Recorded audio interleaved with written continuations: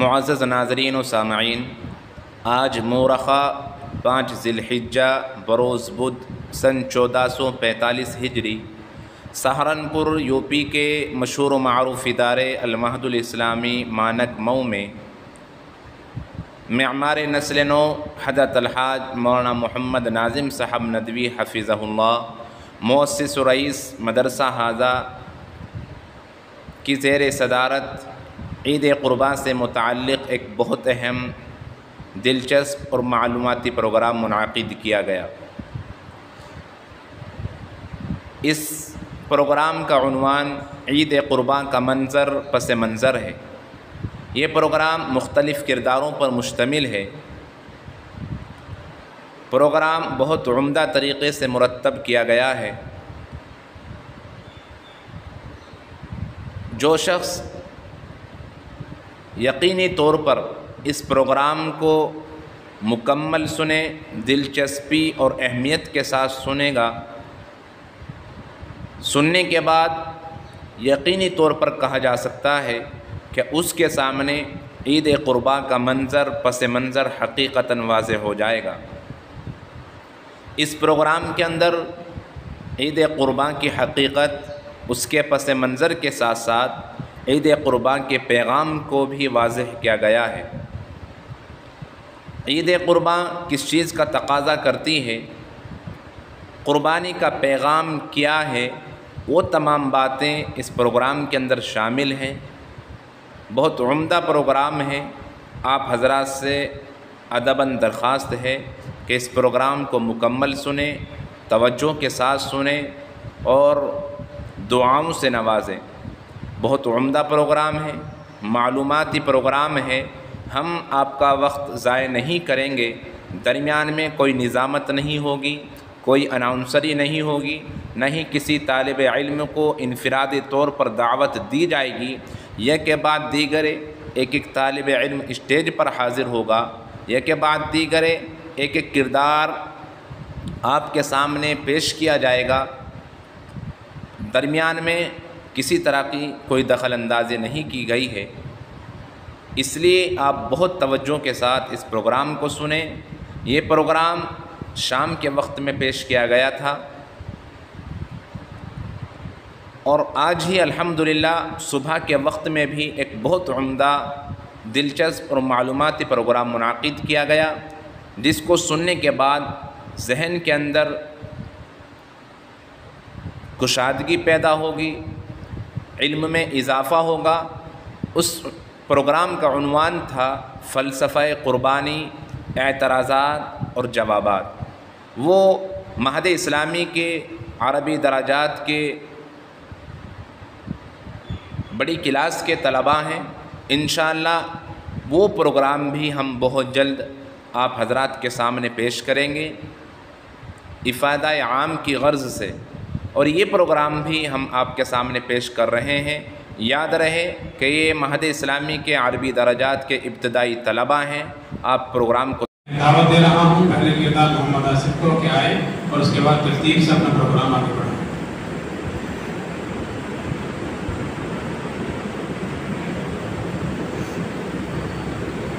بسم اللہ الرحمن الرحیم۔ قد كانت لكم اسوة حسنة۔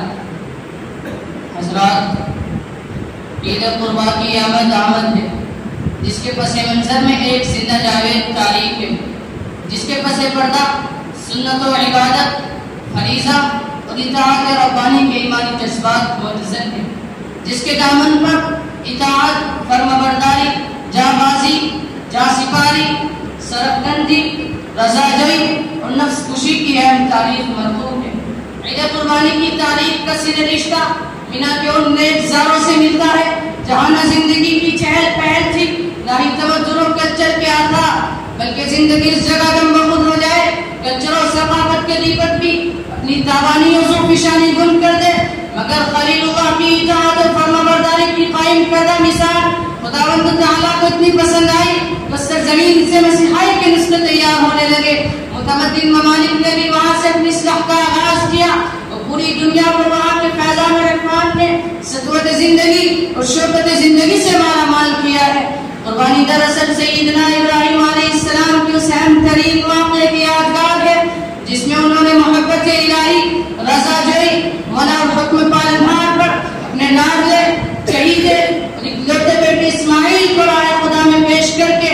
ایک عبرت آموزی اور نصیحت بینی کا ایک قابل تقلید نمونہ پیش کیا ہے تاکہ دنیا سے روشنی پر گامزن رہے، حکم رب کو سب چیزوں سے معاوضہ سمجھے، محبوب سے محبوب چیز کو بھی اس کے حکم پر قربان کرنے میں دریغ نہ کرے۔ اسی وجہ سے فرمایا قد كانت لكم اسوة حسنة في ابراہیم، یقیناً ابراہیم کی زندگی میں تمہارے لیے نمونہ ہے۔ اسی وجہ سے انہیں ایک دعوت، ایک پیغام، ایک تحریک، ایک جدوجہد، ایک نظام زندگی، لیکن غلامی محاذ کا مذہب اور ایک جماعت امت کے نام سے قرآن پاک نے یاد فرمایا ہے ان ابراہیم کان امة۔ محترم حضرات، سیدنا حضرت ابراہیم علیہ السلام نے جس جگہ آگے کھولی وہ ایک شہر پر شہر حضرت ابراہیم علیہ السلام کا وطن ہے جو دجلہ و فرات کے سنگم کے پاس دریائے فرات کے کنارے پر واقع تھا، جس کا نام تو باقی ہے مگر نشان مٹ چکا ہے۔ ویسے آج سے تقریباً 4000 برس پہلے پر کا شہر بڑا ترقی یافتہ تھا، اس کی آبادی 5 لاکھ کے قریب تھی، دور دور تک اس شہر کا نام مشہور تھا، دنیا بھر کے بڑے بڑے ممالک سے طرح طرح کا تجارتی مال یہاں آتا اور دوسری جگہ جاتا تھا۔ اور شہر نہ صرف تجارت کی بہت بڑی منڈی تھا بلکہ ملک کا صدر مقام یعنی راجدھانی بھی تھا، اور جس ریاست کی راجدھانی تھا وہ ریاست بہت بڑی تھی، لوگوں کے متفرق پیشے تھے، یہاں بڑے تاجر بھی تھے، ہر طرح کے کاریگر بھی تھے، مال و دولت حاصل کرنے اور زندگی کے تعیشات فراہم کرنے میں یہاں بڑی مسابقت، ایک دوسرے سے آگے بڑھنے کی کوشش اپنے عروج پر تھی، سود کا کاروبار بھی بڑے عروج پر تھا اور آپس کے مقدم بازی اپنے شباب پر تھی۔ حضرات، اور کے لوگ 3 برادریوں اور ذاتوں میں بٹے ہوئے تھے۔ نمبر 1 عاملو، یہ برادری وہاں کی سب سے اونچی برادری سمجھی جاتی تھی، ان کے کام کاج رہن سہن ہندوستان کے برہمن اور چھتریوں سے لوگ مشابہ تھے، یعنی پروہت اور پجاری بھی تھے اور حکومت کے عہدیدار فوجی اور افسر بھی تھے۔ حضرت ابراہیم علیہ السلام کے والد آزر کا تعلق کسی ذات و برادری اور خاندان سے تھا۔ نمبر 2 مشکینو، یہ پیش کے درجے کے تھے۔ نمبر 3 ارو، یعنی غلام شدق اور قبیل لوگ تھے، اور یہ لوگ دنیا کی ہر بڑی چیز کی پوجا کرتے تھے، ہر ذات و برادری، ہر شہر، بلکہ ہر فرد کا الگ الگ بت تھا۔ ہر شہر کے اگر البلدی رئیس یعنی مہا دیوتا تھا، شماس یعنی سورج دیوتا کے ماتحت ہزاروں چھوٹے چھوٹے خدا تھے جن کو تاروں اور سیاروں کے دیوتا خیال کیا جاتا تھا، ہواؤں کا دیوتا، پانی کا دیوتا، پہاڑوں کا دیوتا، غرضے کے آسمانی اور زمینی نہ معلوم کتنے دیوتا ان میں رائج تھے۔ نندار یعنی چاند دیوتا بھی بڑا مشہور تھا، اس کا بہت بڑا معبد تھا جس مندر میں بکثرت عورتیں دیوتا کے نام پر وقف تھی، وہاں وہ عورت معزز خیال کی جاتی تھی جو خدا کے نام پر اپنی بکارت یعنی گوارا پر قربان کر دیتی تھی۔ حضرات، آزر حضرت ابراہیم علیہ السلام کے والد ریاست کا سب سے بڑا پروہت تھا، وہ چڑھاوے اور نذرانے وصول کرتا تھا، مورتیاں بناتا اور بیچتا بھی تھا اور مورتیوں کی نما کی قیمت بھی وصول کرتا تھا۔ اس کی آمدنی پوری ریاست سے بڑی ہوئی تھی۔ عزت و احترام، اثر و رسوخ کے لحاظ سے آزر نمرود کے بعد دوسرے نمبر پر تھا، لیکن مالداری کے اعتبار سے آزر نمرود سے بھی بڑا ہوا تھا۔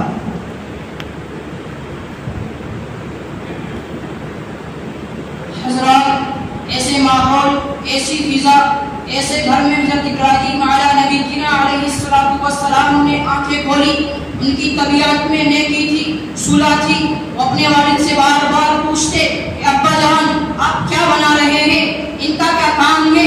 آزر بتاتا میں لوگوں کے لیے خدا بنا رہا ہوں، یہ خدا لوگوں کی ضرورتوں کو پورا کرنے والے اور مرادیں پر لانے والے ہیں۔ حضرت ابراہیم علیہ نبینا علیہ السلام دل میں کہتے یہ کیسے خدا ہے جن کو آدمی تراشتا ہے، یہ تو بے بس ہے، دوسروں کے محتاج ہے، نفع نقصان ان کے ہاتھ میں نہیں، یہ گونگے ہیں، بہرے ہیں، دیکھتے نہیں، سنتے نہیں، بولتے نہیں، اور کبھی کبھی یہ بات وہ زبان سے بھی ادا فرما دیتے تھے جس سے ان کے والد آزر ناراض ہوتے، دھمکاتے اور ڈانٹتے تھے۔ حضرات، یہ حالات تھے جس میں حضرت ابراہیم علیہ السلام اٹھتے گئے، کام کرتے گئے، آگے بڑھتے گئے، امر بالمعروف نہی عن المنکر کا فریضہ انجام دیتے ہیں۔ آج ہم حالات سے گھبرا جاتے ہیں، ماحول سے نا امید ہو جاتے ہیں اور تھک کر بیٹھ جاتے ہیں۔ حضرت ابراہیم علیہ نبینا علیہ السلام کی زندگی ہمارے لیے آئیڈیل ہے، نمونہ ہے، اسوہ ہے۔ قد کانت لکم اسوۃ حسنۃ فی ابراہیم، بت کدے سے لائے کھینچ کر صدیق کو، بت کدے سے لائے کھینچ کر صدیق کو، اور حرم میں پیدا کرے زندیق کو۔ حضرت ابراہیم علیہ السلام نے حضرت رمیلہ کے وطن سے نینوا کے گاؤں قروا میں اس وقت آنکھیں کھولی جب وہاں پوری فضا الحاد و لادینیت کی آماج گاہ بنی ہوئی تھی، جہاں کی اینٹ اینٹ جاہلی بنیادوں کی غماز تھی، کفر و شرک کی باتیں سموم زوروں پر تھی، کہیں کواکب پرستی ہو رہی تھی تو کہیں سورج کی پوجا، کہیں چاند کو تار مانا جا رہا تھا تو کہیں نمرود کا نشے قوت احساس برتری حد سے متجاوز ہو چکا تھا۔ اس کا خیال یہ تھا کہ وہ ایک سیل روا ہے جس کے سامنے کوئی ٹھہر نہیں سکتا، وہ خدا کی تقدیر ہے، اس کو تبدیل کرنا کسی کے قبضے میں نہیں۔ خوف خدا، انسانیت کا احترام، شرم و لحاظ، عدل و انصاف، اخلاق و ضمیر، سب غلامانہ ذہن کی شکست خوردہ منطق ہے۔ وہ خدا کا ہمسر و ساتھی ہے، الرحیم و امید اس کی حاکمانہ گندی ذہنیت کا غماز تھا۔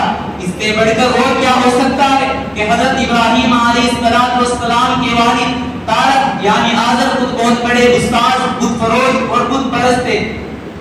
ہر طرح کے قدروں اور نوافذ سے الہی کی مخالفت ہو رہی تھی، حقیقی پالنہار کی پرستش سے لوگ کوس و دور تھے، پورے ماحول میں خدا بیزاری اور فراموشی کے اثرات تھے۔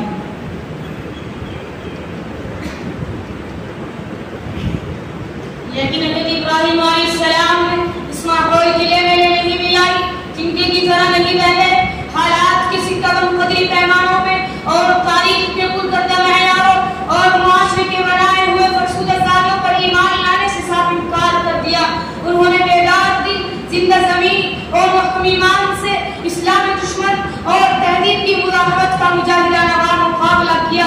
وقت کی ہوا کے ساتھ چلنے پر ایک لمحے کے لیے بھی راضی نہ ہوئے، بلکہ برابر مخالف طوفانوں سے ٹکر لے کر اپنا کام انجام دیتے رہے، جاہلیت سے متصادی ہونے اور باطل سے ٹکرانے کے لیے کمر بستہ رہے۔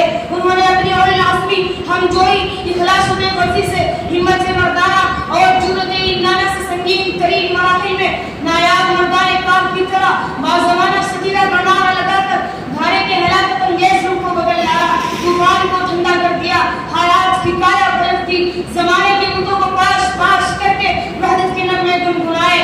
خلت کہتی تھی کہ رک جاؤ، بہت نازک زمانہ ہے، سفینہ کو مگر طوفان سے ٹکرا دیا تم نے۔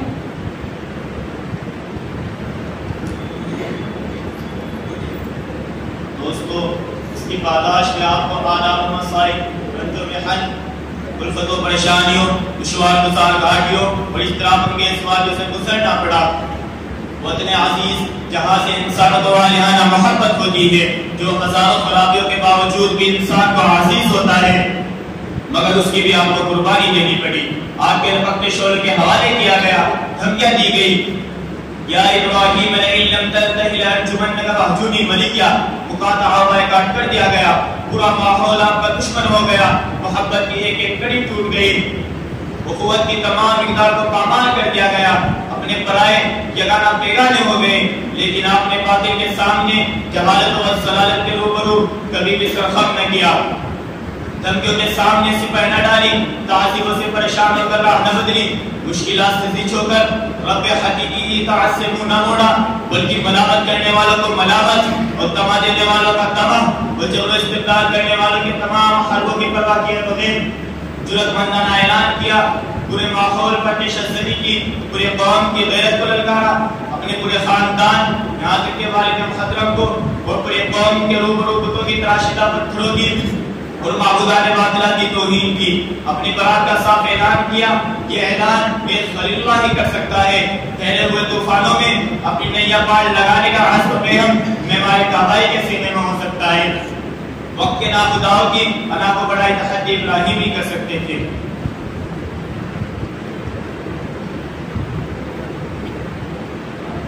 محترم حضرات، بدبخت قوم کے لوگ حضرت ابراہیم علیہ السلام سے جھگڑنے لگے، بالکل اس طرح آج مشرک لوگ اور مسلمانوں میں سے آذانوں کے پجاری جھگڑتے ہیں کہ تو اللہ کے پیارے ہیں، یہ اللہ سے سب کچھ منوا لیتے ہیں، ان حضرات صاحبان اور دیوی دیوتا کو سب معلوم ہے جو ہونے والا ہے، تم ان سے دور رہو ورنہ تباہ ہو جاؤ گے۔ اس باطل عقیدے پر سے جنہ حضرت ابراہیم علیہ السلام نے جو تیشہ زنی کی، قرآن پاک نے اس کو اچھوتے اسلوب میں یوں بیان کیا، وَحَاجَهُ قَوْمُهُ قَالَ تُحَاجُّونِي فِي اللَّهِ وَقَدْ هَدَانِ وَلَا أَخَافُ مَا يشركون به إلا أن يشاء ربي شيئا وسع ربي كل شيء علما أفلا تذكرون وكيف أخاف ما أشركتم ولا تخافون أنكم أشركتم بالله ما لم ينزل عليكم سلطانا فأي الفريقين أحق بالأمن إن كنتم تعلمون الذين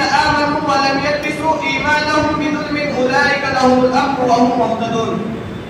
اس کی قوم اس سے جھگڑنے لگی تو اس نے قوم سے کہا کیا تم لوگ اللہ کے مقابلے میں مجھ سے جھگڑتے ہو حالانکہ اس نے مجھے راہ راست دکھا دی ہے اور میں تمہارے ٹھہراوے شریکوں سے نہیں کرتا. ہاں اگر میرا رب کچھ ہے تو ضرور ہو سکتا ہے.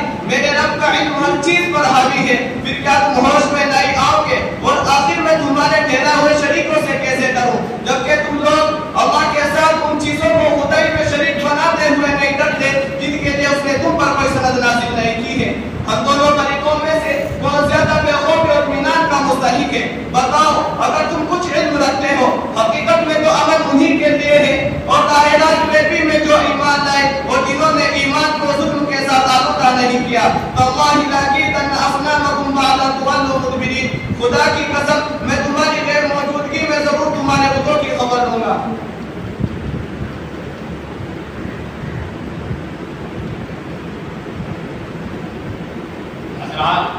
نمرود نے اس موقع پر جبکہ وہ پوری طرح سے غیظ و غضب کا شکار ہو چکا تھا ابراہیم علیہ السلام سے بھرے دربار میں معلوم کیا تم خدا کس کو مانتے ہو اپنے رب کے اوصاف بیان کرو.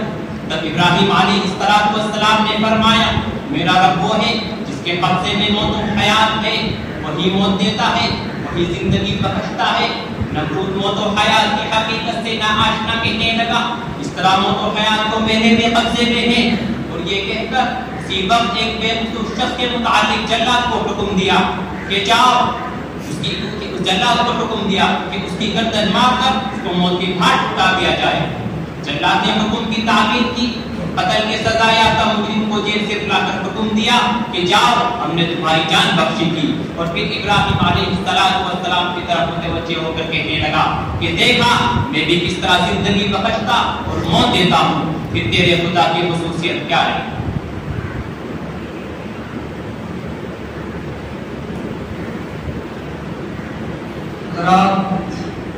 نمرود یا تو موت و حیات کی حقیقت سے ناواقف تھا یا پھر موجود لوگوں کو مغالطہ دینا چاہتا تھا.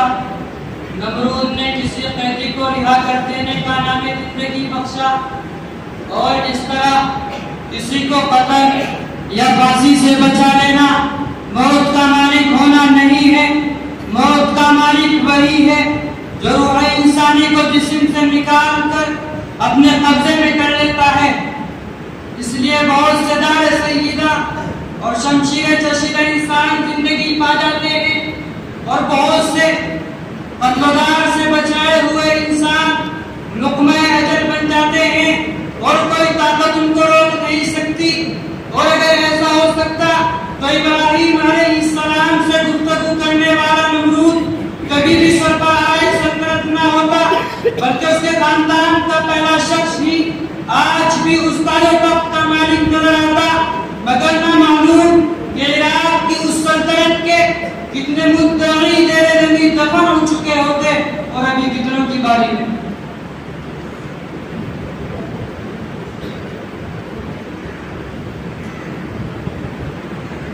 محترم حضرات ابراہیم علیہ السلام نے فرمایا میں اس ہستی کو اللہ مانتا ہوں جو روزانہ سورج کو مشرق سے نکال کر مغرب میں چھپاتا ہے.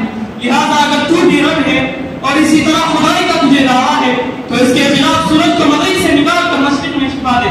یہ سن کر نمرود مبہوت و لاجواب ہو گیا اور اس طرح ابراہیم علیہ السلام کی زبان سے نمرود پر خدا کی حجت پوری ہوئی.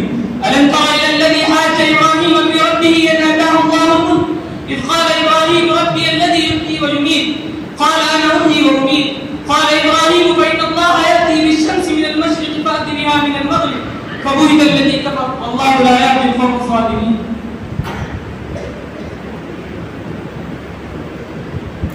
والد محترم کی خدمت میں دعوت توحید کا ایک نمونہ سیدنا حضرت ابراہیم علیہ السلام فکرانہ آداب و لحاظ کی تمام تر رعایتوں کے ساتھ والد محترم کی خدمت میں گشا ہوئے. یا ابتی لما تعبد ما لا يسمع ولا يبصر تبصر ولا يغني عنك شيئا يا أبت إني قد جاءني من العلم ما لم يأتك فاتبعني أهدك صراطا سويا يا أبت لا تعبد الشيطان إن الشيطان كان للرحمن عصيا يا أبت إني أخاف أن يمسك عذاب من الرحمن فتكون للشيطان وليا. ہر موقع پر آپ نے والد محترم کو ابا جان کہہ کر مخاطب کیا ہے، مگر افسوس حل ہو گئی سنگ دل اور شفاعت و بدبختی کی کہ ان تمام باتوں کا جواب باپ نے بڑی خوشروئی اور بیزاری سے دیا. قال راغب انت عن آلهتي يا ابراہیم لئن لم تنتهي لأرجمنك واهجرني مليا. ابراہیم کیا تو میرے معبود سے پھر گیا ہے؟ یاد رکھ اگر تو ان باتوں سے باز نہ آیا تو تجھے سنسار کر کے چھوڑوں گا. اگر اپنی خیر چاہتا ہے تو اپنی جان لے کر مجھ سے الگ ہو جا. آپ نے والد محترم کی دشمن ترازیوں اور کڑوی کسی کی گفتگو کا جواب انتہائی سلامتی اور والہانہ انداز میں دیا. فرمایا سلام علیکم سأستغفر لك ربی انه كان بی حفیا. ٹھیک ہے میرے والد محترم، میں آپ سے الگ ہو جاتا ہوں، البتہ میں اپنے پروردگار سے آپ کی سلامتی اور ہدایت کی دعا کرتا ہوں. اور اس کے آپ نے اساسدار حالات کا رونا رویا اور نہ کہ گلے شکوے کیے، بلکہ یہ اعلان کیا ان صلاتی و نسکی و محیای و مماتی للہ رب العالمین.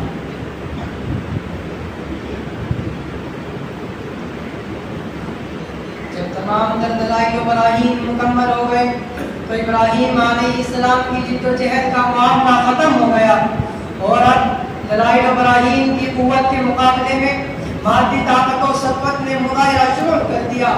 باپ اس کا دشمن، جمہور اس کے خلاف اور بادشاہ وقت اس کے در پہ آزاد، ایک ہستی اور چار جانب سے مخالفت کی آواز، دشمنی کے نعرے اور نفرت و حقارت کے ساتھ سخت انتقام اور خوفناک سزا کے ارادے. ایسے وقت میں اس کی مدد کون کرے، اس کی حمایت کے سامان کس طرح مہیا ہو؟ مگر ابراہیم علیہ السلام کو نہ اس کی پرواہ تھی اور نہ اس کا خوف. وہ اسی طرح بے خوف و خطر اور ملامت کرنے والوں کی ملامت سے بے نیاز، اعلان حق میں سرشار اور دعوت رشد و ہدایت میں مشغول تھے. البتہ ایسے نازک وقت میں جبکہ تمام مادی سارے ختم، دنیا کے اسباب ناپید اور حمایت اور نصرت کے ظاہری اسباب محفوظ ہو چکے تھے، اس وقت بھی ابراہیم علیہ السلام کے پاس ایک ایسا بڑا زبردست سہارا حاصل تھا جو تمام سہاروں کا سہارا اور تمام نصرتوں کا ناصر کہا جاتا ہے، اور وہ خدا واحد کا سہارا تھا. اس نے اپنے جلیل القدر پیغمبر، قوم کے عظیم المرتبت ہادی اور رہنما کو بیار و مددگار نہ رہنے دیا اور دشمنوں کے تمام منصوبوں کو خاک میں ملا دیا. ہوا ہے کہ نمرود اور قوم نے ابراہیم علیہ السلام کی سزا کے لیے ایک مخصوص جگہ بنوائی، اس میں ایک ماہ تک ایندھن جمع کیا جس میں پوری قوم نے بڑھ چڑھ کر حصہ لیا. ایک ہفتے تک مسلسل آگ دکھائی گئی حتیٰ کہ اس کے شعلوں سے قرب و جوار کی اشیاء تک جھلسنے لگے. جب اس طرح بادشاہ اور قوم کو کامل اطمینان ہو گیا کہ ابراہیم علیہ السلام کی اس سے بچ کر نکلنے کی کوئی صورت باقی نہیں، تو ایک کوفن میں ابراہیم علیہ السلام کو بٹھا کر جہل تیار میں پھینک دیا گیا. حضرات اس وقت آگ میں جلانے کی تاثیر پیدا کرنے والے نے آپ کو حکم دیا تو ابراہیم علیہ السلام پر اپنی سوچ اس کا اثر نہ کرے اور ناری ناصر کا مجمع ہوتے ہوئے بھی اس کے حق میں سلامتی کے ساتھ سرد پڑ جائے. آپ اس وقت ابراہیم علیہ السلام کے حق میں برد و سلام بن گئے اور ابراہیم علیہ السلام سالم و محفوظ دشمنی کے نوے سے بچ کر نکل گئے. قرآن پاک ناطق ہے قُلْ يَا نَارُ كُونِي بَرْدًا وَسَلَامًا عَلَىٰ إِبْرَاہِيمَ. بے خطر خود بڑا آتش نمرود میں عشق عقل ہے محو تماشا لب بام قبی.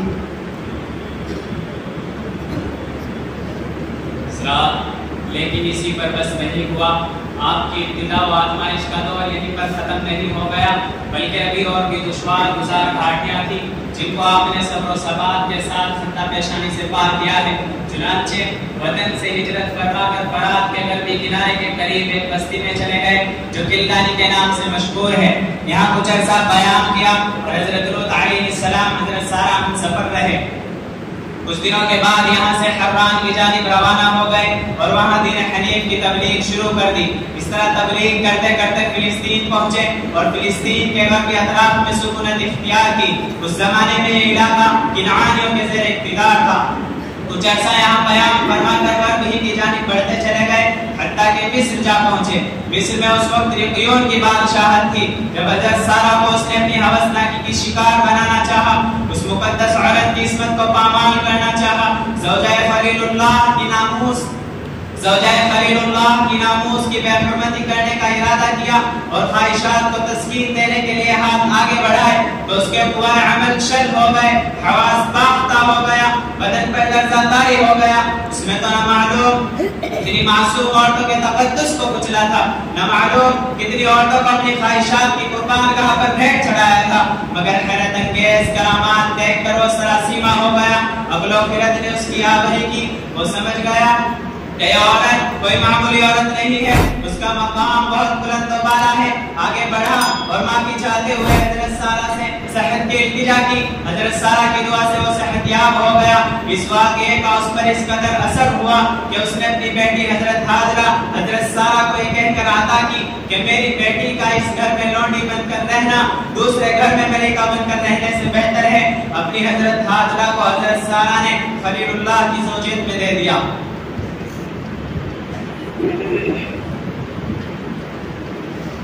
دوستو سحر کے وقت ابراہیم نے دعا مانگی، ترک وطن اور مزاحمتوں کی شورشوں نے انہیں ایک بیٹے کی ہے. جہاں کے دردار مسلمان کو سونے چاندی سے زیادہ عزیز ہے، جہاں کی تکلیف میں بھی راحت ہے. پوری دنیا کے مقبولات، مشروبات اور تمام اشیاء وہاں پہنچ کر مکہ المکرمہ کا لیبل لگ کر پوری دنیا میں احترام عظمت کے ساتھ سپلائی ہوتی ہے، جن کو صنعتوں پر رکھا جاتا ہے، تبرکاً عبادت کی جاتی ہے. اقتصادی اعتبار سے آج وہ فائدہ جگہ ہے، روپیے پیسے کی ریل بیل ہے. پیٹرول کے چشموں نے وہاں کے ساز و سامان کی قدر و قیمت میں کئی گنا اضافہ کر دیا ہے. وہاں تو پہاڑ ہی پہاڑ ہے. اس سرزمین کو شعراء اور ادبا نے اپنی محبتوں کی درد کا خراج پیش کر کے دوامی و جاویدانی زندگی پائی ہے. شاعر وہاں کی آب و ہوا دیکھ کر پکار اٹھتا ہے، وہ ان کے نسیم مباد صبح وادانوں کے نغمے، وہ ان کے نسیم مباد صبح وادانوں کے نغمے، جسے دیکھیے وہ پڑا ہے شوق میں لنگ ذکر حضور ہے. آج سے تقریباً 4,000 سال قبل پہلے وہ وادی لذیذ تھی. وہاں دادا دادا کی پانی سائے صدر تھا، نہ بھی پرسکون دھرتی والے بغالی کے حالات تھے، نہ بھی مقبل افزا ماحول کسی مونس کی ممکن تھی، نہ ہی غمگسار کی آس لف پدف صحرا تھا. ریگستان اور چچل بیابان تھے، بھوکا سا عالم تھا، دھوپ کی شورش تھی اور فرقت آفتاب کی توازن شور اصل دست تھے اور جلستے تیرے سرخ چٹانے تھی اور صحرائی بغوڑے جنگل کی ہولناک وسعت تھی اور بارے سرسر کی آباد تھپیڑے اور دہشت کا سما تھا اور دہشت و ہولناکی کے بسیرے جس کی منزل کشی امام بخاری رحمۃ اللہ علیہ نے کی ہے. لیس یومئذ بمکہ حیوان ولیس بکافہ کہ مکہ المکرمہ میں اس وقت کوئی جاندار نہ تھا اور نہ ہی پانی جیسے بل پہ الفاظ تھے.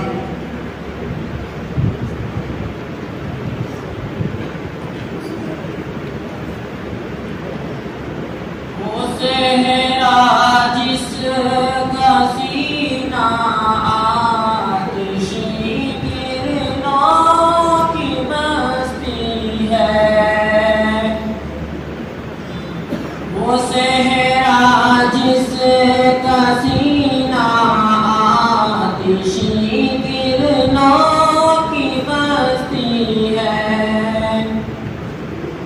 وہ صحرا جس کا سینہ آتشی کرنوں کی مستی ہے، وہ صحرا جس کا سینہ آتشی کرنوں کی مستی ہے، وہ مٹی جو سدا پانی کی صورت کو ترستی ہے، وہ مٹی جو سدا پانی کی صورت کو ترستی ہے، وہ صحرا جس کی وسعت دیکھنے سے مول آتا ہے، وہ صحرا جس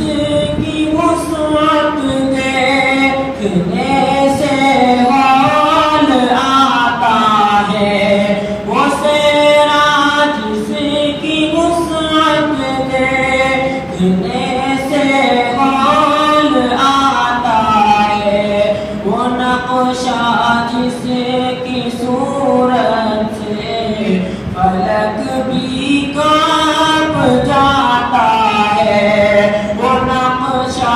جس کی صورت سے فلک بھی کانپ جاتا ہے، جہاں ایک ایک قدم پر سوتا رہا جانوں پہ آفت تھی، جہاں ایک ایک قدم پر سوتا رہا جانوں پہ آفت تھی، جہاں ایک ایک قدم پر سوتا رہا جانوں پہ آفت تھی، یہ چھوٹی سی جماعت بس وہی گھر میں مسافت تھی، یہ چھوٹی سی جماعت بس وہی گھر میں مسافت تھی۔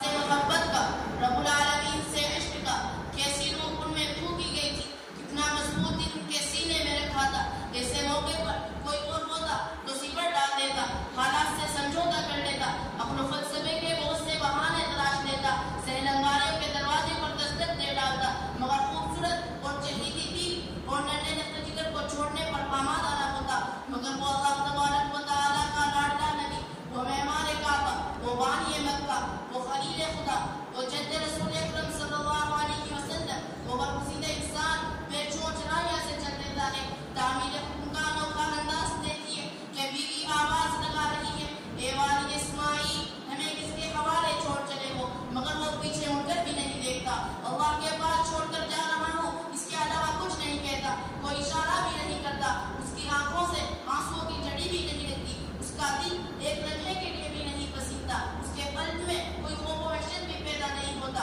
وہ بچے کو، لاڈلے بچے کو، اکلوتے بچے کو آخری بار پیار بھی نہیں کرتا، اسے گودی میں بھی نہیں لیتا، وہ بیوی کو الوداعی پیغام بھی نہیں دیتا، اس کو بچے کے بارے میں کوئی نصیحت بھی نہیں کرتا، کیسا تھا وہ انسان، کیا خوب تھی وہ شخصیت، کیسے اوصاف کا حامل تھا وہ مہانی، کی خوبیوں سے نہیں تھا وہ۔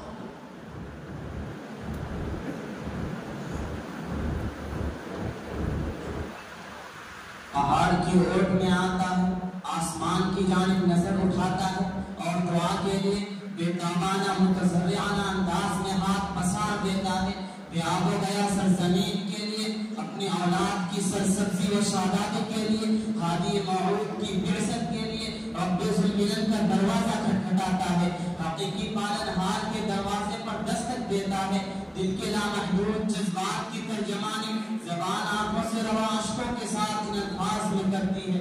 کتنے پیارے تھے وہ الفاظ جنہیں قرآن کریم نے اپنے سینے میں محفوظ کر لیا، کتنی سادگی اور کتنا خلوص تھا اس والہانہ انداز میں، جس کا ایک ایک حرف بغور ہو کر باد بہاری کا پیش خیمہ بن گیا، کتنا کرب اور کتنی بے چینی تھی اس کا اندازہ محال میں۔ اے باری الہ، اس شہر مکہ کو امن والا بنا دیجئے، خدایا مجھ کو، میری اولاد کو اور بیوی کو بتوں کی پرستی سے محفوظ رکھنا، میرے پروردگار میں اپنی اولاد کو تیرے معزز گھر کے قریب ایک بنجر میدان میں آباد کرتا ہوں، خدایا تاکہ وہ تیری نماز قائم کرے، یا اللہ آپ کچھ لوگوں کے قلوب کو ان کی طرف مائل فرما دیجئے اور اپنے قدرت سے محض ان کو پھل کھانے کو دیجئے۔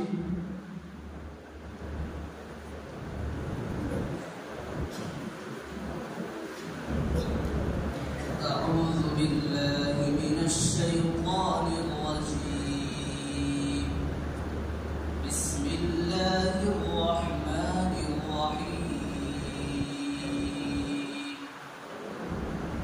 وإذ قال إبراهيم رب اجعل هذا البلد آمنا واجنبني وبني أن نعبد الأصنام، رب إنهن أضللن كثيرا من الناس فمن تبعني فإنه مني ومن عصاني فإنك غفور رحيم، ربنا إني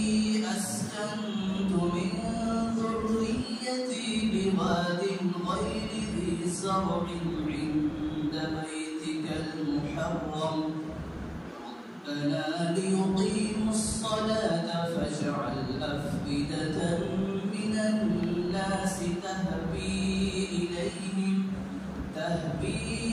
إليهم وارزقهم من الثمرات لعلهم يشكرون صدق الله العظيم.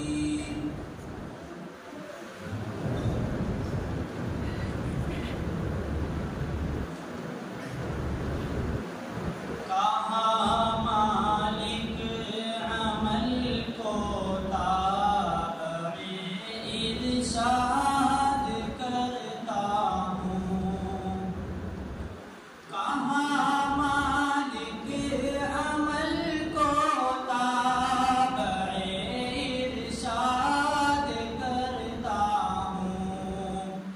میں بیوی اور بچے کو یہاں آباد کرتا ہوں. اسی سنسان وادی میں انہیں روزی کا سامان دے. اسی سنسان وادی میں انہیں روزی کا سامان دے. اسی بے برگ سامانی کو شان صد بہارا دے. یہیں پر نسل اسماعیل بڑھ کر قوم ہو جائے. یہیں پر نسل اسماعیل بڑھ کر قوم ہو جائے. یہ قوم ایک روز پابندے صلاۃ و صوم ہو جائے. اسی وادی میں تیرا ہادی موعود ہو پیدا. اسی وادی میں تیرا ہادی موعود ہو پیدا. کرے جو فطرت انسان کو تیرے نام پر شیدا. بشارت تیری سچی ہے تیرا وعدہ بھی سچا ہے. بشارت تیری سچی ہے تیرا وعدہ بھی سچا ہے. بس اب تو ہی محافظ ہے. یہ بیوی ہے یہ بچہ ہے.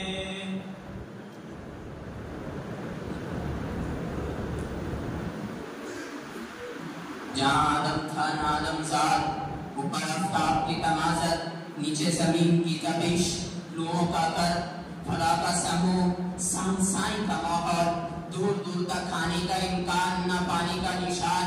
اس وقت مولا کی طرف سے سخت امتحان تھا کہ چھاگل کا پانی کھانے پینے کے لیے مختصر سا رفت سفر تھا جو ختم ہو گیا.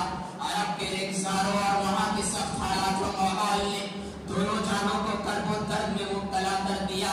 ممتا سے معصوم بچے کا اضطراب دیکھا نہ گیا. پیاس کی شدت میں ہوش سوکھ گئے. معصوم بچے کی معصوم جان تڑپنے لگی. حالت کانٹا بن گیا. ممتا پانی کی تلاش و جستجو میں ادھر ادھر پھرنے لگی. فرلانگ کو فرلانگ پھراتی، تھک کر چور ہو کر آ بیٹھتی. پھر ممتا سے معصوم کی بھی گلی نہ دیکھی جاتی تو ممتا کا خون جوش مارتا، جس سے وہ اپنا دور اور رنج و حسن بھول جاتی. خون محبت فوارہ کی طرح ابل پڑتا، جس سے سارے اعضاء ہمراہیاں لینے لگتے. وہ بھاگتی دوڑتی پہاڑوں پر چڑھتی، سانس بھی بھول جاتا. اسی مستحقانہ حالات کو دیکھ کر صفا پر جا چڑھتی. پانی نظر نہ آتا تو مروا پر آ جاتی. मगर तलाशी बिस्यार के बावजूद दूर दूर तक पानी का कोई नामो निशान मालूम ना हो पाता। बज़ाहिर ये नाकाम फेरे थे, बेफायदा चक्कर थे, लेकिन इनसे एक तारीख बन रही थी, एक जज्बा परवान चढ़ रहा था, मोहब्बत और यकीन के लिए कल्ब और जिगर को तैयार किया जा रहा था। एक एक अदा को कबूल करके आने वाली नस्लों को अपनी बंदी का खराज पेश करके उसकी इत्तिबा का जज्बा पैदा करना मकसूद था। साथ फेरे करने के बाद मायूसी, इज़्तिराब और बेपनाह अफ़कार और हुमूम के साए में अपने नूरे नजर लख्ते जिगर के करीब आई तो आंखें खुली की खुली रह गई। इब्तिदा में इसका यकीन भी नहीं हो सकता था, लेकिन मौला करीम को तो इसे यकीन का सरचश्मा बनाना था। हैरत और इस्तिजाब के आलम में देखा कि सैयदना इस्माईल अलैहिस्सलाम की एड़ियों के रगड़ से उनके नीचे पानी का चश्मा जारी है। आपके बच्चे का एजाज और कुदरत खुदावंदी का करिश्मा जारी है। इसी जज्बे सादिका की सच्ची यादगार याद ज़मज़म है, जिसकी भरपूर फजीलत अहादीस मुबारका में वारिद है।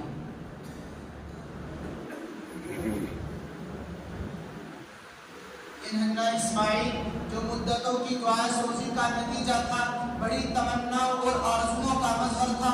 हजारों साल की बेदूरी पर आंसू बहाने के बाद चमन में दीदावर पैदा हुआ था। खूने 100,000 अंजुम के बाद की सहर थी, जब सिद्दे शऊर को पहुंचता है। 8 या 13 साल उसकी उम्र है। बाप का दाया बाजू बनने के काबिल हो रहा है। बूढ़े बाप को उससे एक आस व तमन्ना पैदा हो रही होगी। खुद सी आरज़ुओं का उसे मरकज बनाया जा रहा होगा। उसकी जवानी कृष्णा ख्वाबों की हसीन तारीफ बनकर नजरों के सामने दौड़ रही होगी। लेकिन उमर रसीदा बुजुर्ग 3 रोज तक मुतबादिल ख्वाब देखता है, जो इन तमन्नाओं का खून कर रहा था, जो अरमानों के मांगे हुए इस्माईल को ख्वाबो खून में तड़पा रहा था, जिसमें खुद अपने गुलशन को खालिस्तर करने का मुतालबा था। खलीलुल्लाह इस ख्वाब को ताबीरात की नजर नहीं कर देते हैं, इसे ख्वाब कहकर बेवकायत नहीं बना देते हैं, महज एक ख्याल समझकर इम्तिहान से पीछा नहीं छुड़ा लेते हैं, बल्कि बगैर किसी 120 पाल के बड़ी जुर्मंदी से, बेबाकी से, बिला किसी निफ़त आमेज़ी और किसी तमहीद और ज़हन साजी के, बिला किसी तरद्दुद के दो तरीके पर साफ अल्फाज और वाज़ेह उसलूब में अपने लफ्ज़ जिगर गुलशन मोहब्बत के लोटे फूल हाजरा के जिगर पारे को या बुनैया इन्नी अरा फ़िल मनाम अन्नी अज़बहुका फंज़ुर माज़ा तुरा की परेशान कुन वो शुबा वो इस्तिराब अंगेज खबर देते हैं कि बेटा मैंने ख्वाब में देखा है कि मैं तेरे खून से अपनी रात रख रहा हूँ।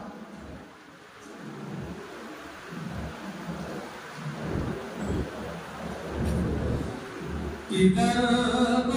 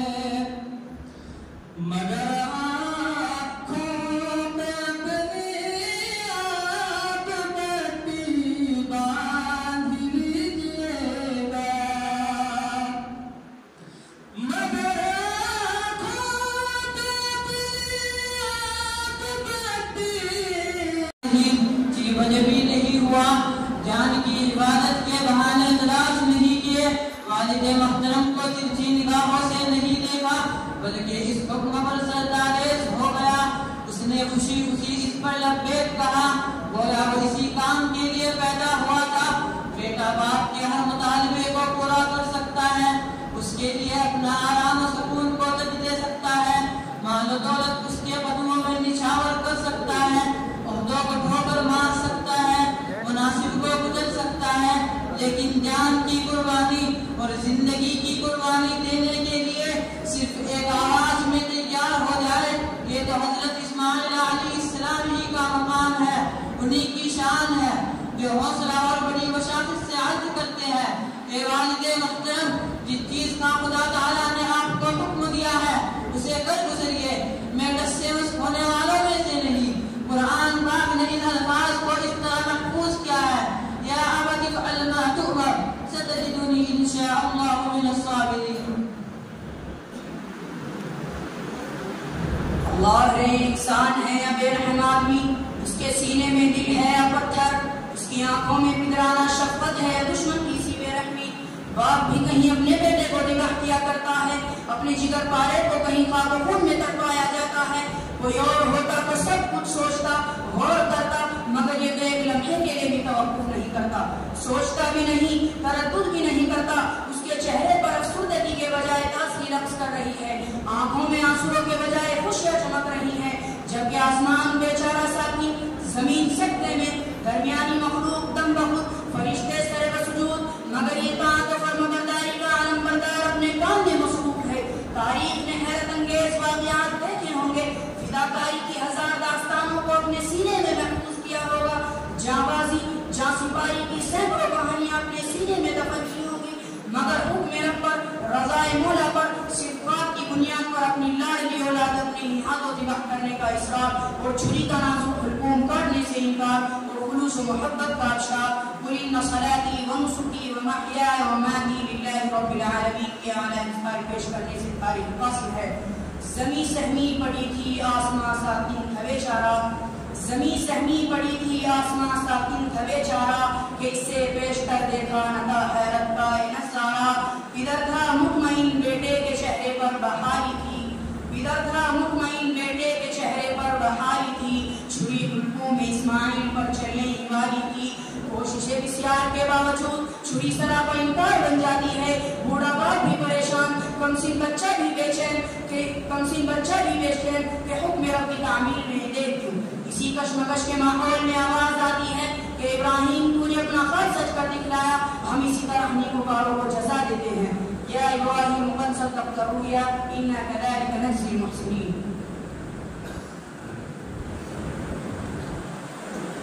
سعادت مند بیٹا جھک گیا فرمان باری پر, سعادت مند بیٹا جھک گیا فرمان باری پر, سعادت مند بیٹا جھک گیا فرمان باری پر, سعادت مند بیٹا جھک گیا فرمان باری پر. زمین و آسمان رات استاد گزاری پر, زمین و آسمان رات استاد گزاری پر. رضا جوئی کی یہ صورت نظر آئی نہ تھی اب تک, رضا جوئی کی یہ صورت نظر آئی نہ تھی اب تک, رضا جوئی کی یہ صورت نظر آئی نہ تھی اب تک. یہ جرأت بیشتر انسان نے دکھلائی نہ تھی اب تک. سعادت مند بیٹا جھک گیا فرمان باری پر, کہا فرزند نے باپ اسماعیل صابر ہے کہا فرزند نے باپ اسماعیل صابر ہے کہا فرزند نے باپ اسماعیل صابر ہے خدا کے حکم پر بندہ پے تعمیر حاضر ہے سعادت مند بیٹا جھک گیا فرمان باری پر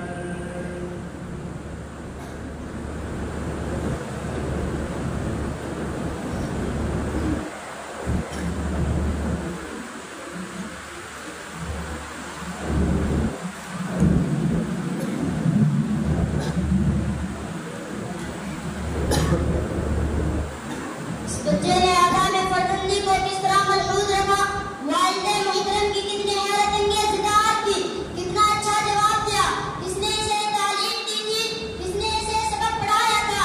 وہاں تو کوئی مکتب تھا، نہ مدرسہ و جامعہ تھا، نہ کوئی یونیورسٹی، جس کی تربیت کا کوئی نظام تعلیم تھا، نہ ماہرین کی فکری کا وشے وہ صحرا میں پلا تھا، سورج کی کرنوں نے اسے گدگدایا تھا، ہواؤں کے بغولوں نے اسے جھلسایا تھا، لیکن مکہ کی توجہات نے اس کی مرشاد کی، اس کی نگاہ تربیت نے فیضان نظر اسماعیل کو وہ تعلیم دی تھی۔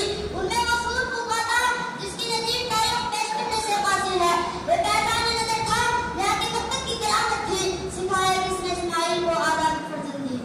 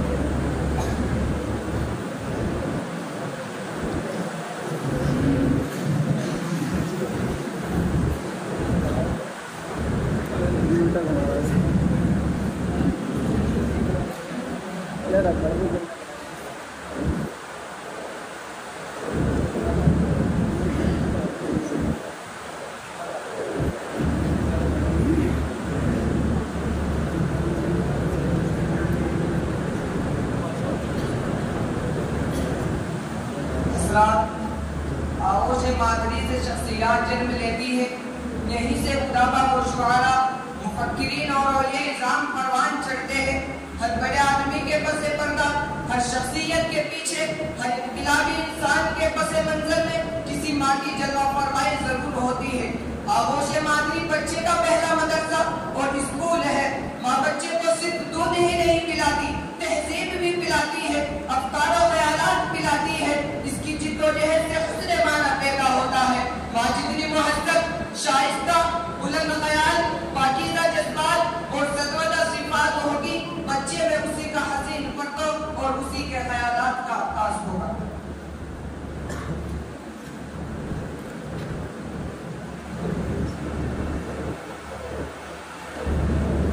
واقعہ ابراہیمی اور موسم طوفانی، جہاں ہمیں اللہ تبارک و تعالیٰ کے لیے مر مٹنے کا درس دیتا ہے، وہیں حضرت حاضرہ کی تربیت سازی کا ہنر بھی کچوکے لگاتا ہے کہ ہماری مائیں اٹھے اور ملت کی تقدیر سازی کا کام کرے، مشاعر عالم عطا کرے، امت کی شام غم کو صبح پیار سے بدل دے۔ آج مدارس، دانشگاہیں اور تعلیمی اداروں میں نئی نئی تبدیلیوں، سخت قوانین، جزوی و کلی ترقیات کے باوجود انسانوں کا قحط ہے، مرد کامل کمیاب ہے، کیونکہ ہماری ماں نے اپنے کام میں کوتاہی کرنی شروع کر دی ہے۔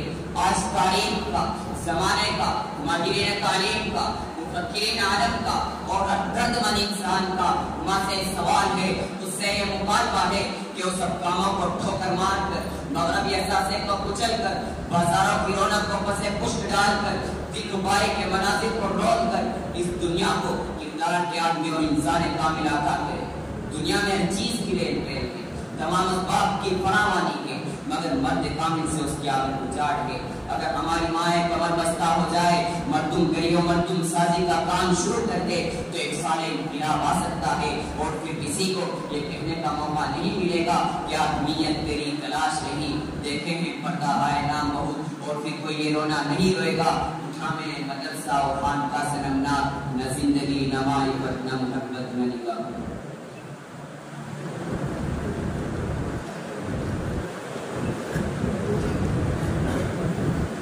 اپنے بیٹے کو لے کر بنا کی وادیوں میں جا رہا ہے، شیطان کی وصفے کی پڑ گئی ہے، اسے لأقعدن لهم صراطا مستقيم ثم لآتينهم من بين أيديهم ومن خلفهم وعن أيمانهم وعن شمالهم ولا تجد أكثرهم شاكرين۔ یہ چہرے کا احساس ہو رہا ہے، اس نے آدم کی ذریت کو گمراہ کرنے کی قسمیں کھائی تھی، راہ راست سے بہکانے کا عزم کیا تھا، اور اولاد آدم کو گمراہ کرنے کا پختہ منصوبہ بنایا تھا، اور آج ناکام و حواسا ہے۔ کبھی نے اسماعیل کو سکھاتا ہے، کبھی مسکین کا حضرت حاجرہ پر ڈورے ڈالتا ہے، اور ایک سنگ کے گرا بن کر اس کے راہ میں حائل ہونا چاہتا ہے، مگر حضرت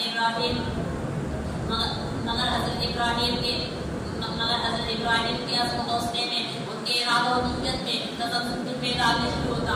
کیا عجب سما تھا کہ جب بیٹا باپ سے کہہ رہا تھا، ابا جان آپ اپنی آنکھوں پر پٹی باندھ لیجیے، میرے ہاتھوں اور پاؤں پر رسی سے مضبوط باندھ لیجیے، کہیں میری طرف کو بیچیدگی کا اضطراب انگیز منظر دیکھ کر آپ کو ترس نہ آ جائے اور اپنے پروردگار کی تعمیر میں داخل ہو جائے۔ خلیل اللہ چھری کو تیز کرتے ہیں،